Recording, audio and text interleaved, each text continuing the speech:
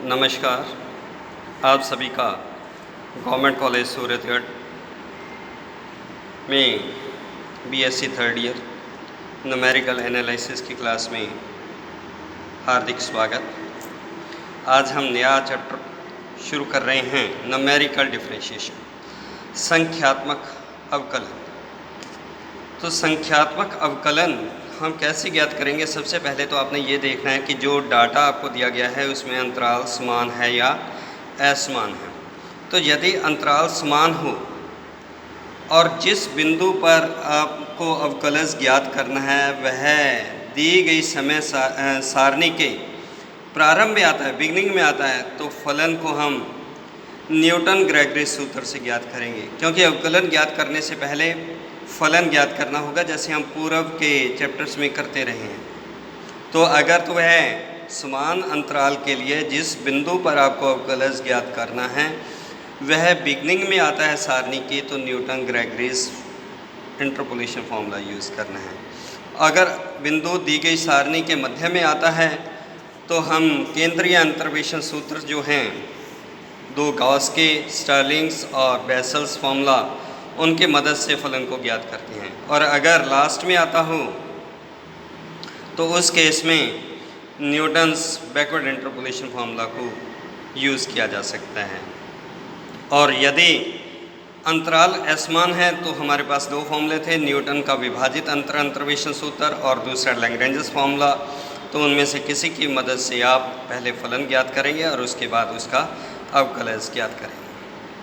अब वो अवकलज कैसे ज्ञात करना है कि मैं एक एग्जांपल लेता हूँ, आपको न्यूटन ग्रेगरीज फॉर्मूला से बताता हूँ। चाहे आप कोई भी करें, अगर तो असमान है फिर तो आपने क्या करना है कि फलन ज्ञात करने के बाद डायरेक्टली डिफ्रेंशिएट कर देना है, dy by d x d two y with respect to dx2, और जिस बिंदु पर ज्ञात करना है वो बिंदु सब्स्टिट्यूट कर देते हैं। लेकिन अगर समान अंतराल है तो उसमें मैंने जैसे आपसे कहा कि या तो हम न्यूटन ग्रेगरी का सूत्र या केंद्रीय अंतर्वेशन सूत्र प्रयोग में लेते हैं।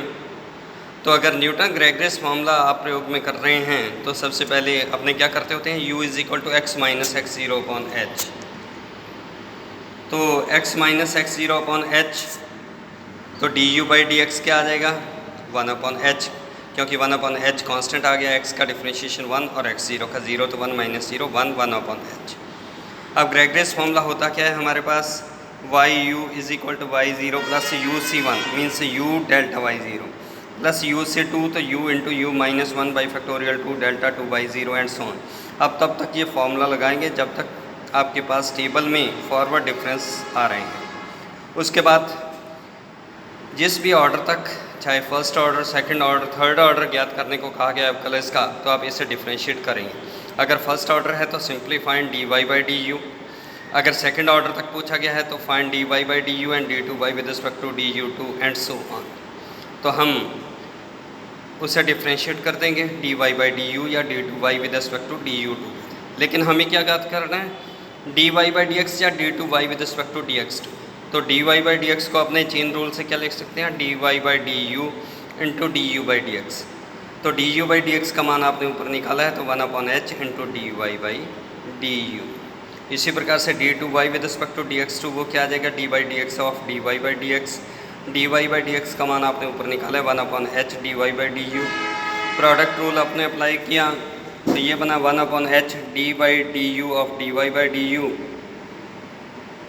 Into d u by d x. तो ये क्या हो गया, d two y with respect to d x two is equal to 1 upon h square d two y with respect to d u two. तो इस प्रकार से जो भी आपने वैल्यू ज्ञात करनी होगी वो ज्ञात कर सकते हैं। मैं एक एग्जांपल लेता हूँ कि find first and second derivatives at x is equal to 1.1 from the following data. तो x का मान दे रखा है 1, 1.2, 1.4, 1.6, 1.8 और 2 fx के मान दे रखे हैं। हमें ज्ञात करना है fx, f डैश x और f double dash x at x is equal to 1.1। तो 1.1 क्या है, देखिए पहला मान 1 है, दूसरा 1.2 है, तो बिगनिंग में ही आ रहा है। तो इसलिए हम न्यूटन ग्रेगरीज फॉर्मूला यूज़ करेंगे। तो उसके लिए पहले फॉरवर्ड डिफरेंस टेबल बनाया है, x के मान लिख लिए, fx के मान लिख लिए, डेल्टा fx, डेल्टा 2 fx और डेल्टा 3 fx तक हमने कैलकुलेट किया, क्योंकि डेल्टा 3 fx पूरा अचर आ गया तो इससे आगे वाले अगर ज्ञात करेंगे तो वो शून्य आ जाएंगे। तो ये इससे आपने कहाँ तक करना है, जहाँ तक या तो पूरा कॉलम कांस्टेंट आ जाए या फिर ए की वैल्यू रह जाए। अब मैं u को परिभाषित कर रहा हूँ, u is equal to x minus a. अगर ग्रेगरियस फॉर्मूला लगाते हैं तो a क्या है, जो वेरी फर्स्ट वैल्यू होती है उसी को एज्यूम कर लेते हैं, तो x माइनस 1/h।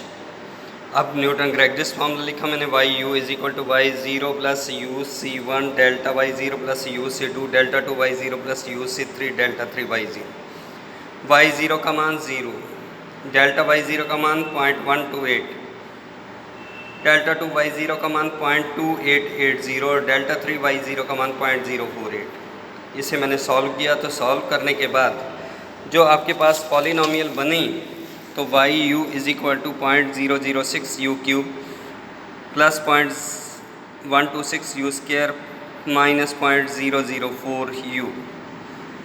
अब हमें क्योंकि x इज़ इक्वल टू 1.1 पर वैल्यू कैलकुलेट करनी है और जब x इज़ इक्वल टू 1.1 है तो u का मान क्या हो जाएगा, x minus a upon h. h कितना 0.2, तो u इज़ इक्वल टू 1/2 आ गया। तो पहले dy by d x at 1.1 calculate करने के बजाय मैं dy by d u at u is equal to 1/2 calculate कर रहा है। तो जो आपने ऊपर फंक्शन कैलकुलेट किया था उसे डिफ्रेंशिएट किया और डिफ्रेंशिएट करने के बाद उसमें क्या किया मैंने, u is equal to 1/2 value रखी। तो ये मेरे पास dy बाई डी यू का मान आ गया 0.1265। d2y with respect to dx2 ज्ञात करने के लिए मैं पहले ज्ञात करूँगा d2y with respect to du2।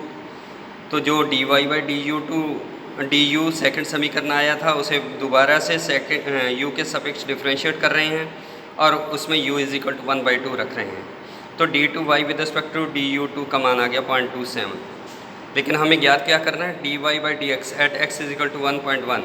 तो ये क्या आ जाएगा 1/h dy by d u at u is equal to 1/2 value रखी। तो ये आपके पास आंसर आ गया 0.6325। इसी प्रकार से d2y with respect to dx2 is equal to क्या होगा 1/h square d2y with respect to du2 at u is equal to half, क्योंकि जब x का मान 1.1 है तो u का मान कितना है 1/2।